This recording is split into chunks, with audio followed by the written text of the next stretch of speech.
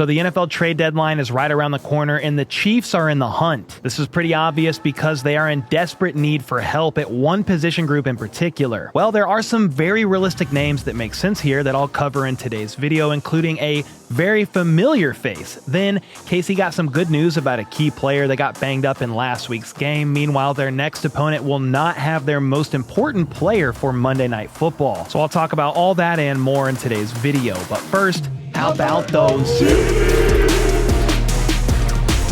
First up, if you didn't already know, the Chiefs offense is all the way back. They are second in most of these. Points per drive, yards per drive, offensive EPA per play, that is third, then success rate, and offensive DVOA, with the only team ahead of them being the Indianapolis Colts. They are obviously having an electric start to their season, so good for them. But the fact that the Chiefs are in second in all of these categories while not having Worthy for a couple games, only having Rice back for one, and a so-so run game, that is honestly scary for the rest of the NFL. They are the only team, talking about the Chiefs, to score 28 or more over the last 4 games and are currently averaging 32 points per game during that span. And while I just said the running back room is so-so, I do think Pacheco has been playing better the last couple of games. He's showing a bit better vision, breaking some tackles here or there. His limitations, though, show up in the receiving aspect of things. Over the last 2 weeks, he's had 5 targets, catching 2 of those for a total of -3 yards. So he's not really the guy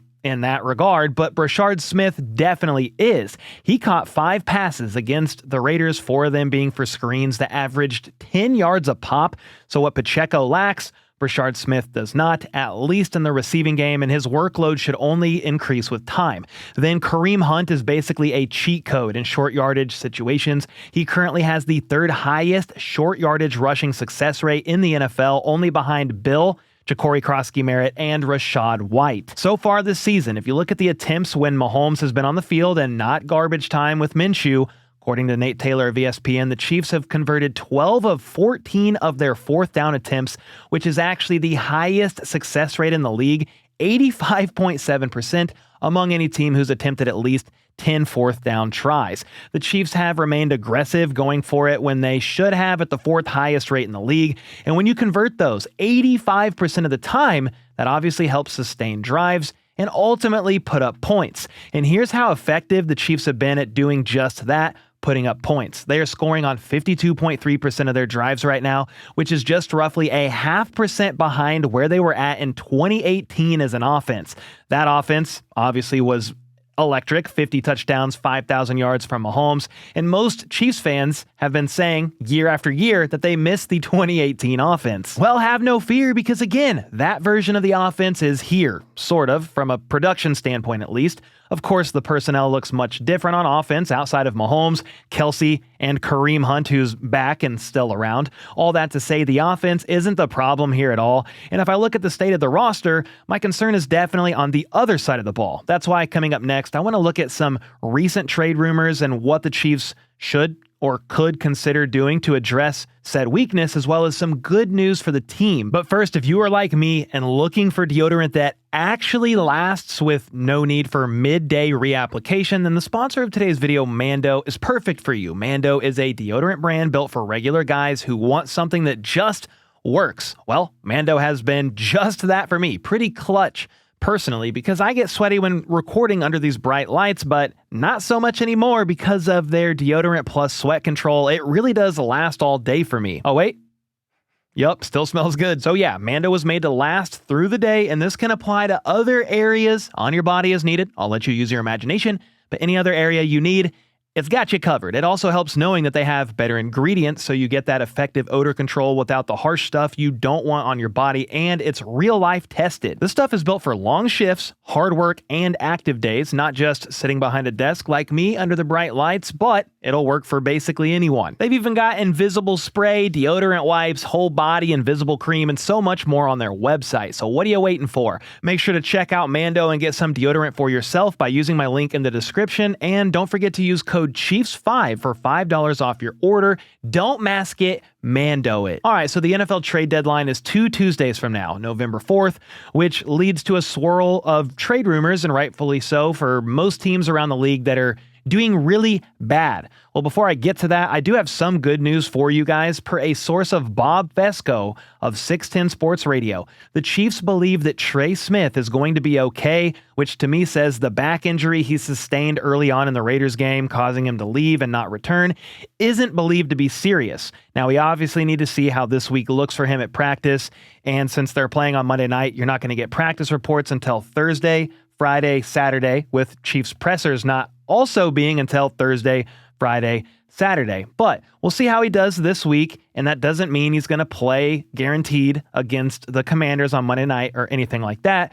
But it does mean that we shouldn't expect him to miss several games or be placed on IR, which is great news. Honestly, Mike Caliendo played a great game filling in for Trey Smith. He allowed 0 pressures on 32 pass blocking snaps. So if he has to go on Monday Night Football, I think he will at least be able to play and hang around at a serviceable level. That's what Jalen Moore has been doing over at the left tackle spot while Josh Simmons is away from the team for personal reasons. We still don't know really the full extent or much of the extent of what's going on with that. And the most recent quote-unquote update we have was Clark Hunt being asked yesterday at the league meetings in New York.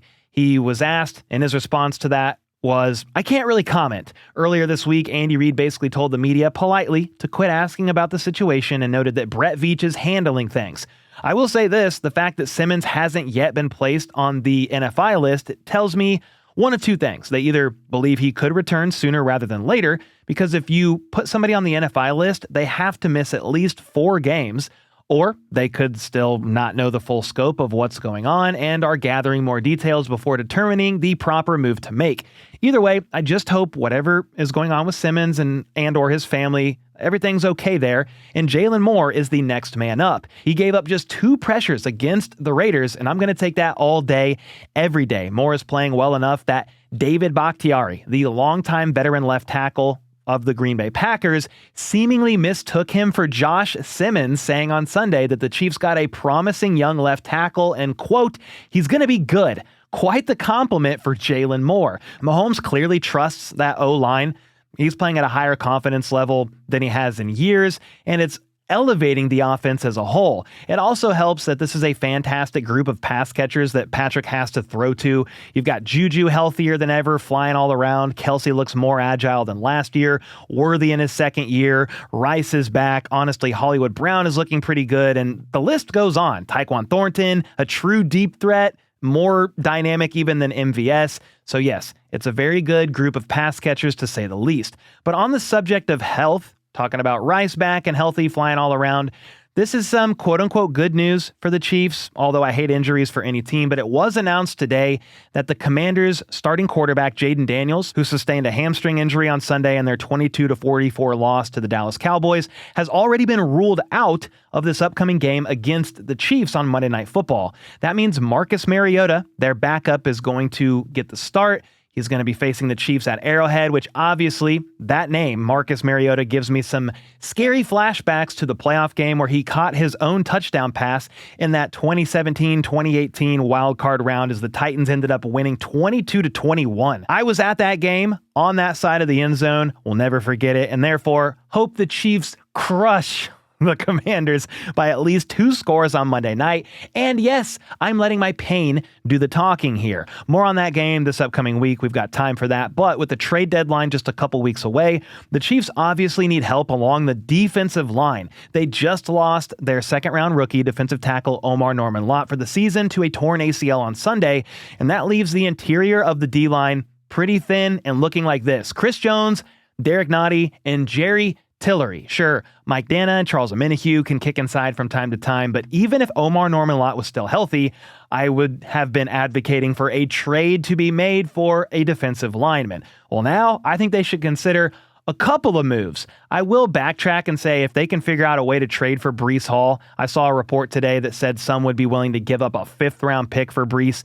Trade a 5th for Breece, extend him, and let's freaking go. But obviously, priority number 1 and 2, with the offense averaging 32 points per game, is going to be the D-line because trenches win championships. So the first move I think the Chiefs should consider making, it would be cheap, both financially and in draft capital, and that would be to go and get defensive tackle Colin Saunders from the Jacksonville Jaguars and bring him back into the fold. He's on their roster but has been inactive, and Saunders could plug and play pretty quickly. You could possibly get him for like a 6th or a 7th round conditional pick or even just a pick swap.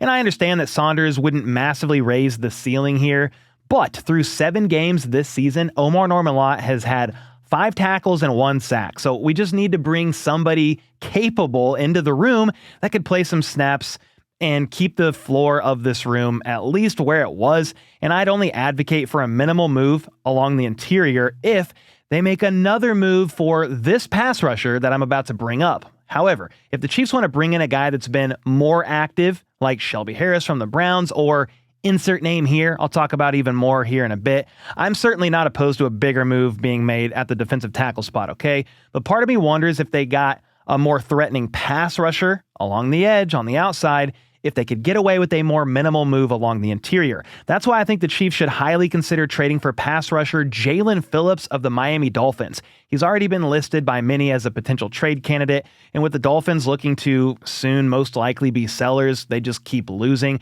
The move would make sense if the Chiefs can afford it. He's playing out his 5th-year option right now, but has already played 7 games, so I think it would cost the Chiefs around $7 million. They would have to free up some cap space since they only have 4 available right now, but it is certainly possible. And here's why I like the idea. Phillips has 22 pressures on the year, which would be 3rd on the team, only behind George Karlaftis and Chris Jones. Then Phillips has an 18.2 win percentage right now, which is actually higher than George Karlaftis and Chris Jones. I don't think he would be a Josh Uche type of trade either, meaning they trade for him and the guy doesn't play at all, because Jaelan is roughly the same height and weight as George Karlaftis. Now, I will say Phillips has a bit of an injury history. He ruptured his Achilles in 2023, tore his ACL as a result of friendly fire in 2024, but he's only 26 years old and is clearly playing at a high level right now. Of course, there are other names to consider, like the 39-year-old Calais Campbell of the Cardinals. He's got 3 sacks on the year, is playing at a pretty impressive level given his age, and wouldn't cost nearly as much as Jaelan Phillips. There's also the 30-year-old defensive tackle Malik Collins from the Browns. He's got 3.5 sacks on the year. So yeah, there certainly are other options, but let me know which option you would prefer in the comments down below. Now, the last thing I want to mention here is Kristian Fulton. What the heck is going on there? Some are surmising that he could be a potential trade candidate and even be used to leverage in a player-for-player trade along the defensive line. So you trade Fulton in exchange for somebody under contract on the D-line and kind of trade contracts as best as you can. Well, it certainly is a possibility. Even Jeremy Fowler listed Kristian Fulton as a potential trade candidate for the Chiefs, given the fact that he's been healthy and not playing. The thing for me is I like the idea of having valuable depth in the cornerback room in case injuries hit. Think of last year. You trade away Snead, then Jalen Watson breaks his ankle, and you are really struggling in the cornerback room the rest of the season. So you kind of double dip in the cornerback room. You signed Kristian Fulton. You draft Noel Williams, kind of just what you did with the O-line.